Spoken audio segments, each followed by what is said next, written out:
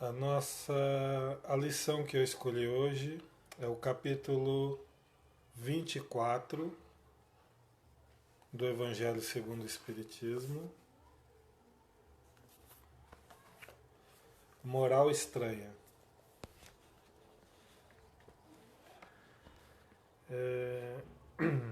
Algumas versões é ao contrário, né? Estranha moral. Aqui tem um assunto muito controverso dentro do cristianismo. Allan Kardec pegou algumas frases e ensinamentos de Jesus que são contraditórios a todo o resto do que ele ensina. E ele tenta explicar aqui o que acontece, por que dessas palavras de Jesus, tá? Eu vou reproduzir algumas para a gente entender melhor. Quem tem o hábito de fazer o Evangelho no lar ou estudar e ler o Evangelho já deve ter estudado.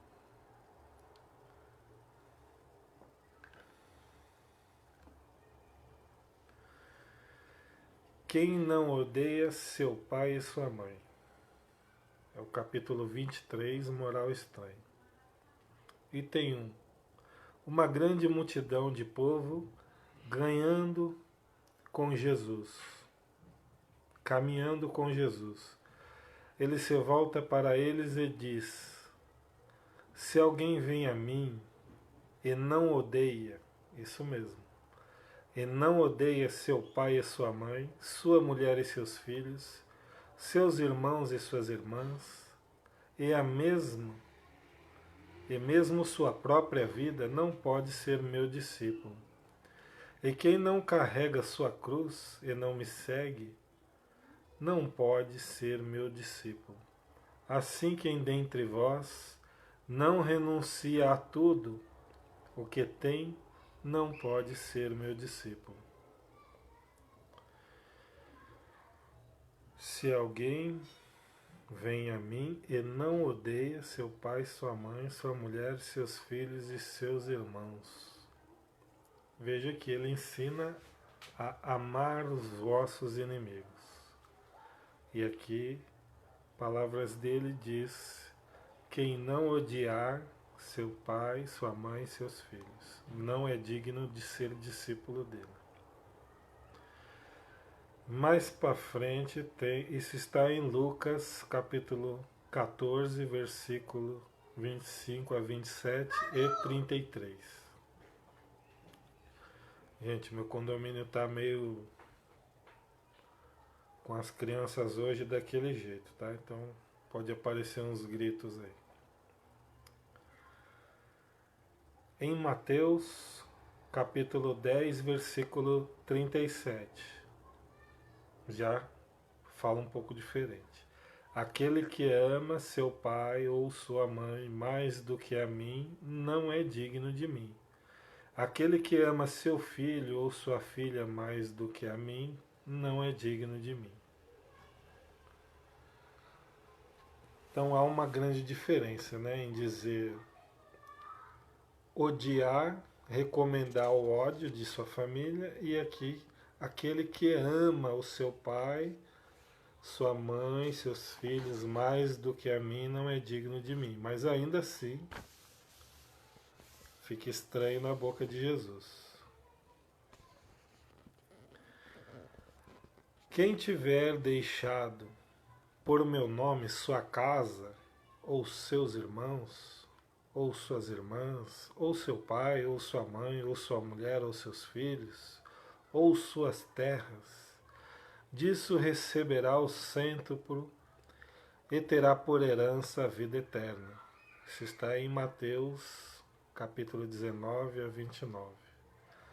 Então Jesus está dizendo aqui, se abandonar a nossa família, os nossos bens e seguir Ele, recebemos 100 vezes mais no reino dos céus. Então Pedro lhe disse: por nós vedes que tudo deixamos e que vos seguimos. Jesus lhe disse: digo-vos em verdade, que ninguém deixará pelo reino de Deus a sua casa, ou seu pai, ou sua mãe, ou seus irmãos, ou sua mulher, que não receba desde este mundo, muito mais, e no século futuro, a vida eterna. Isso está em Lucas. Então, cada discípulo dá uma interpretação diferente às mesmas palavras. Um outro lhe diz: Senhor, eu vos seguirei, mas me permita dispor antes do que tenho em minha casa. Jesus lhe responde: Quem tendo a mão em chama, quem tem a mão na charrua, olha para trás, não está apto para o reino dos céus. Charrua é o arado, né? Ou seja, quem está olhando o trabalho passado não está apto para o reino dos céus. Tem aquela questão do deixar os mortos e enterrar seus mortos. Aqui tem outra também interessante. Em Mateus 10, 34 a 36. Não pensais que eu vim trazer a paz sobre a terra. Eu não vim trazer a paz, mas a espada. Porque eu vim separar o homem de seu pai, a filha de sua mãe e a nora da sua sogra. E o homem terá por inimigos os de sua casa. Em Lucas, sobre o mesmo assunto. Credes que vim trazer a paz sobre a terra? Não, eu vos asseguro, mas ao contrário, a divisão. Porque de hoje em diante, se encontram 5 pessoas numa casa, elas estarão divididas, uma contra as outras, 3 contra 2, 2 contra 3. O pai estará em divisão com o filho, e o filho com o pai, a mãe com a filha e a filha com a mãe, a sogra com a nora e a nora com a sogra.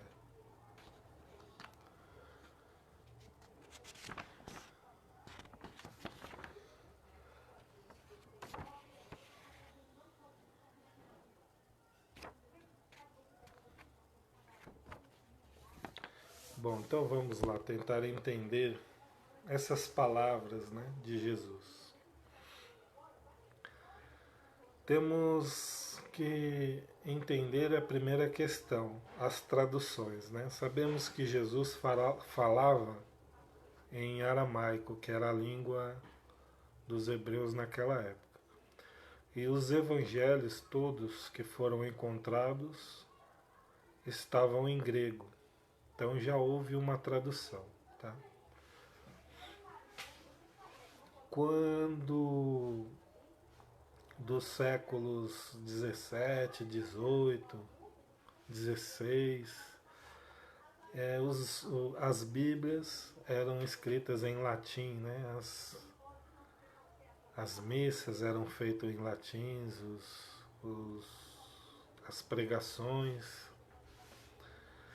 E quando o Brasil foi pedir ao Vaticano para ter a sua tradução, né, a Bíblia em português, isso quem nos diz é Haroldo Dutra Dias, com muito custo, com muita perseverança, o Papa, o Vaticano, concedeu essa tradução, mas ofereceu a eles a Bíblia holandesa.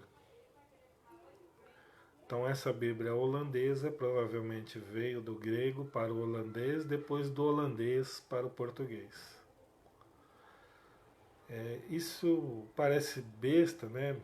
Mas não sofre muita mudança. Uma tradução apenas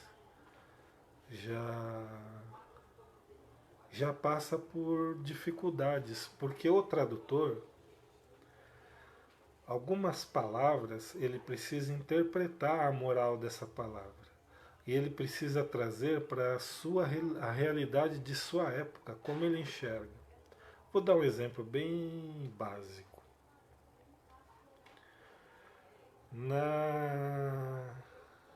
como é que chamamos? Na saga Harry Potter, havia uma estação lá, né, que eles embarcavam para naquele trem Maria Fumaça antigo. No original é 9 3/4, certo? E no português é 9 e meio.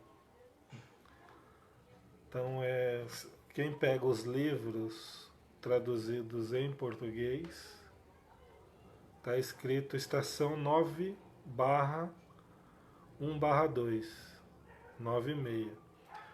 O tradutor, ou a tradutora, não sei quem fez, mas vi o comentário, diz que as crianças não entenderiam, teriam mais dificuldade de entender 9 3/4 do que 9 e meia.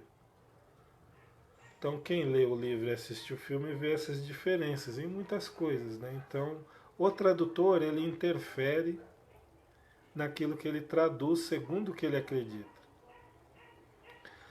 Então isso é uma questão dentro desses pensamentos. Por exemplo, a palavra odiar ou o termo odiar pode ter tido um significado diferente para Jesus, o contexto que ele inseriu essas frases, né?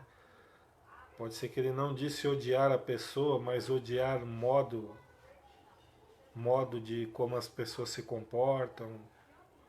Bom, esse é um termo. Eu estava pensando em algo para trazer para o nosso cotidiano.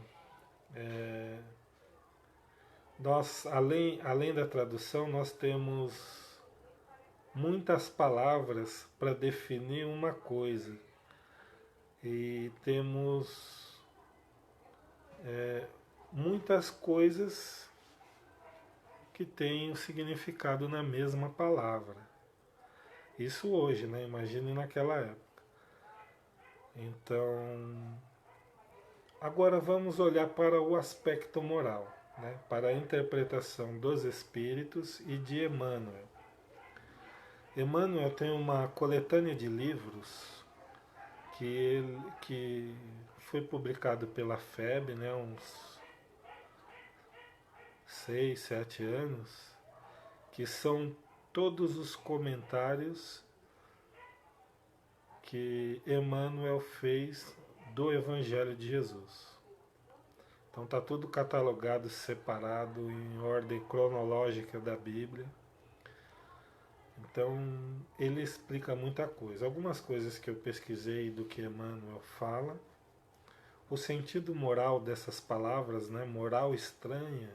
Inclusive ele tem livro chamado Moral Estranha, em cima desses pensamentos que Kardec trouxe, que não foi por acaso, né, que Kardec explorou esses pensamentos. Então ele tem uma abordagem bem didática e bem interessante. Então vamos lá, Kardec compreendeu o cristianismo e a moral cristã. O que Jesus queria com suas palavras, com seus ensinamentos, com suas ações. E ele encontrou essas frases que destoavam, tá? Então aqui no Evangelho tem as explicações, muitas explicações diferentes para a mesma frase. Então vamos ao mais básico do básico, para que possamos entender e não levar ao pé da letra esses conceitos, essas frases que são colocadas às vezes fora de contexto pelos evangelizadores, os discípulos lá na época, né? Então tem uma outra importante, né, que eu estava me esquecendo, não está aqui no livro, nesse capítulo, quando Jesus está fazendo uma cura de um paralítico e alguém grita, né? Jesus, sua mãe e seus irmãos estão te chamando. E Jesus fala, quem são minha mãe e meus irmãos? Aquele que faz a vontade de meu Pai são minha mãe e são meus irmãos. E porque mais para frente ele põe aos cuidados de João a sua mãe, né? Se não era a sua família. E sempre teve um carinho muito grande por ela. Então, esses ensinamentos significam que Jesus se importa mais com os laços espirituais, com as ascendências espirituais, com as relações pelas vibrações, pelos padrões vibratórios, do que pela carne. Quando ele diz para nós abandonarmos pai, mãe, marido, esposa, filhos, o lar para segui-lo, não é de forma literal. Não é sair de casa e se tornar um eremita, um monge. É abandonar os conceitos, não é? Se a moral que Jesus ensina, que nós absorvemos e acreditamos, é contrária àquilo que a nossa família crê, que isso acontece muito, então nós devemos sempre estar com os ensinamentos de Jesus, guiando os nossos passos, e não contrariar o pensamento cristão em nome do que a família ensina. Isso aconteceu muito na época de Kardec, né? Hoje já o espiritismo já é muito mais respeitado, né? Os espíritas são respeitados. Então, quando educamos um filho, o filho briga na escola e a professora chama e descobre que ele fez alguma coisa errada em relação a outra criança, é fazer o certo com o filho, ensiná-lo e não apoiá-lo nos erros, como muitas vezes fazemos, né? Passar por cima da nossa moral em nome do filho, em nome da educação familiar. Não, colocar esses ensinamentos em primeiro lugar. Jesus, os ensinamentos cristãos têm que estar acima de tudo, de todas as nossas ações. Um outro exemplo, quando ele fala dos bens materiais, né? Abandonar o seu lar e a sua riqueza, porque vai receber 100 vezes mais. Eu pensei no seguinte exemplo: se eu sou bem de vida, tenho uma situação financeira boa, tranquila, e eu tenho um irmão, um amigo que passa por uma necessidade grande, e ele tem família, eu tenho meus filhos, ele tem o dele, e ele precisa, a gente está vendo que ele está com necessidades, ou para comprar materiais para os seus filhos, uniforme de escola, alguma coisa importante, essencial para a família dele, até mesmo alimento. E nós ficamos sabendo disso. E meu filho me pede algo supérfluo. Ah, eu quero um PlayStation 5, eu quero um celular, um iPhone 30, deve estar uns 10 mil reais. E eu sabendo da necessidade desse irmão, dessa irmã, desse amigo, até mesmo dos meus pais. E eu uso o dinheiro para alimentar o ego. Pode ser o meu também, né? Eu querer comprar algo muito caro em vez de usar até uma parte desse dinheiro para estar ajudando alguém muito próximo a mim. Então isso que Jesus está dizendo também, do abandonar a riqueza. Então, se eu sou cristão realmente, se eu estou entendendo, não dá para entender 100% o que Jesus ensinou, mas se eu estou começando a entender os propósitos, os princípios que Jesus está tentando implantar na Terra, tá? É uma implantação de uma ideia, de um sistema, de um pensamento. Se eu estou já num nível de conhecimento suficiente, eu tenho que saber tomar essas decisões, tá? É preferível ajudar aqueles que precisam, que estão próximos a mim, do que atender os anseios do ego, meu ou de quem quer que seja dentro do meu lar. Também é isso que dá a entender o que Jesus está falando. A família, né, o laço da família, ele é maior espiritualmente. Quando Jesus veio para a Terra, ele deixou a sua família espiritual do plano onde ele estava. Por isso ele diz: eu vim ao mundo, mas não pertenço ao mundo. A família dele mesmo era lá de onde ele veio. Embora ele tenha um amor muito grande por todos nós, como filhos, tá? Chamamos Jesus de irmão, sabemos que acima de Jesus tem várias escalas ainda, muitas escalas, e o nosso Criador é Deus, mas Jesus está na condição de um pai mais próximo nosso. Sabe quando o pai viaja, está muito longe e fica anos fora e o irmão mais velho é que cuida da família, dos irmãos mais novos, e assume aquela condição de pai? Então Jesus pode ser considerado o nosso pai mais próximo, pois ele está mais próximo de nossos anseios e nossas necessidades. E é claro que de Jesus até nós também existe uma escala infinita de outros irmãos ainda maiores que nós, que cuida de cada um de nós. Então a família real é a família espiritual.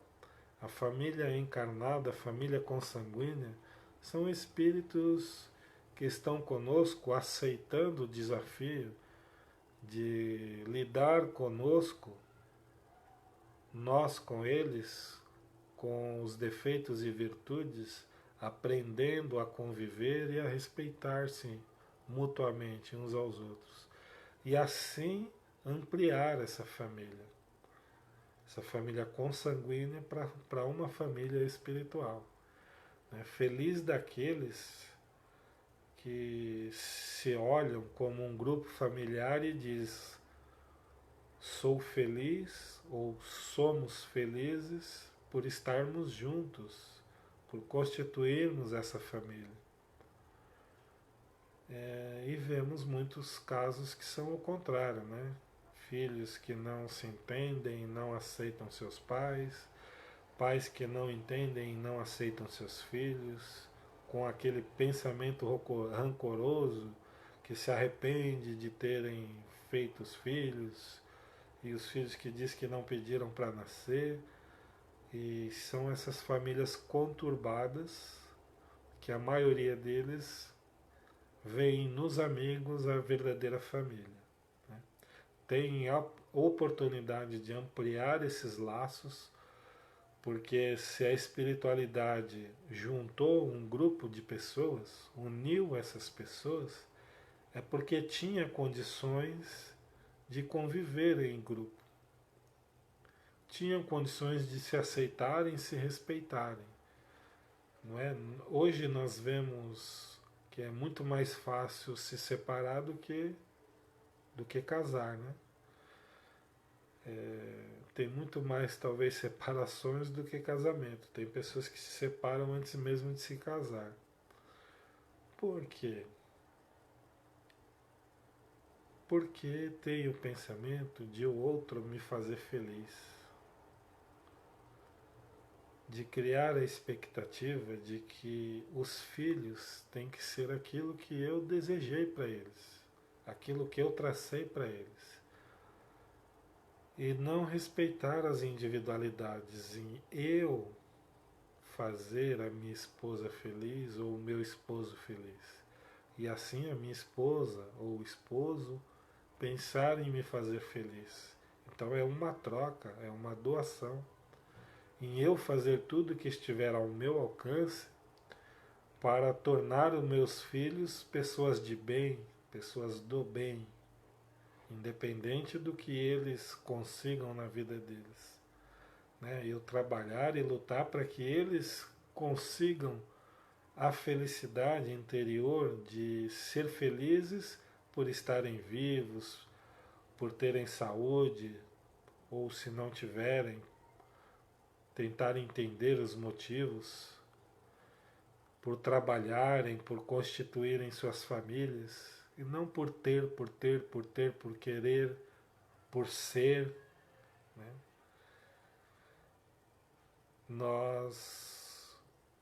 O que Jesus quer de nós, espera de nós, pelo que entendemos, é que não sejamos egoístas de querermos tudo para nós, tudo que tivermos condições e capacidade de amontoar, seja para nós. Né?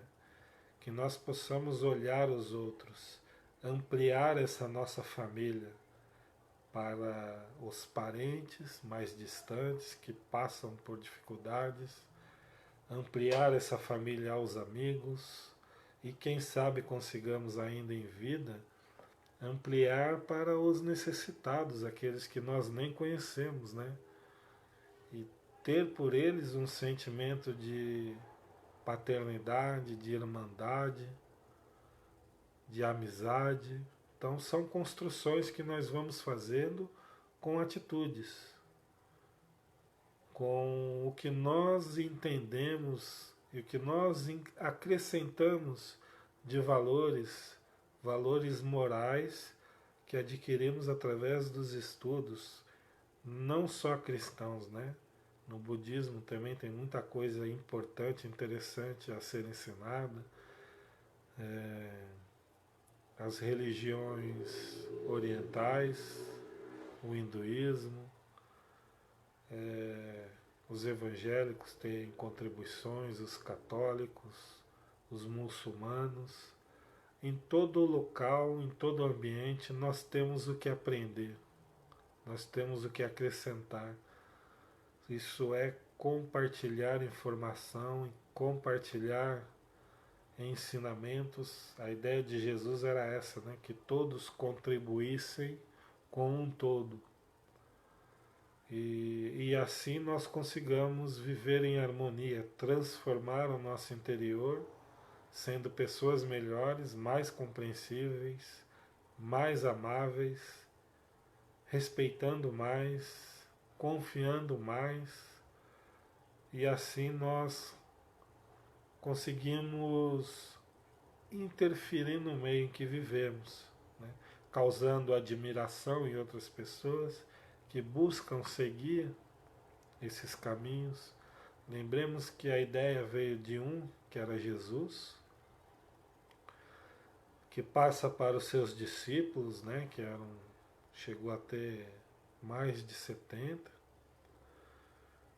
ficou em 12 que foram espalhando, né, e segundo as obras mediúnicas veio Estevão, um pregador, um orador de praça pública que conseguiu encher corações e mentes. Veio Paulo depois, né, Saulo de Tarso, que se transforma em Paulo, aí esse sim, com a sua transformação interior, ele consegue transformar comunidades. Ele forma grupos, né, igrejas, que nada mais eram do que grupos familiares e de amigos que ia se expandindo, se estendendo. E dali foi formando núcleos, pequenos núcleos que foram crescendo, se expandindo, né? Começa numa casa que se expande ali, junto a um grupo de amigos, aí vai para a casa desses amigos e vai se espalhando, a ponto de chegar a ser a principal crença da humanidade nos séculos passados. Então, quando nós mudamos verdadeiramente, incluímos esses valores em nossas vidas, então temos condições sim de causar nos outros boa impressão, admiração, querem seguir esse caminho, querem seguir esses passos, E assim nós vamos transformando o meio onde vivemos, não apenas os espíritas, tá? As pessoas boas, com os corações bons, vão mudando o meio onde vivem, e assim, devagarinho, nós vamos transformar o nosso planeta num planeta melhor. Essa é a lição que nós íamos estudar hoje. Agradeço muito a presença de todos, a troca, esse carinho, esse amor de amigos, de familiares. Obrigado por estarem aqui comigo e que a paz de Jesus conforte os nossos corações, agora e sempre.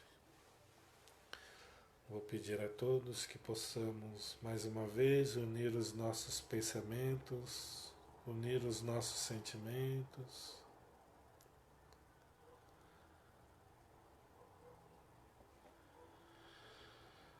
e vamos vibrando, doando o nosso amor para todo o nosso planeta, para os países que se encontram em dificuldades, em fome, em enfermidades, catástrofes, em guerras. Vibramos pelo nosso país, pelos nossos gestores públicos, o nosso presidente, governadores, prefeitos. Vibramos pelas escolas, por todos aqueles envolvidos com a educação, pelos hospitais e todos os profissionais da saúde. Vibramos pelos encarcerados, por aqueles que trabalham com o sistema penitenciário, o sistema de justiça.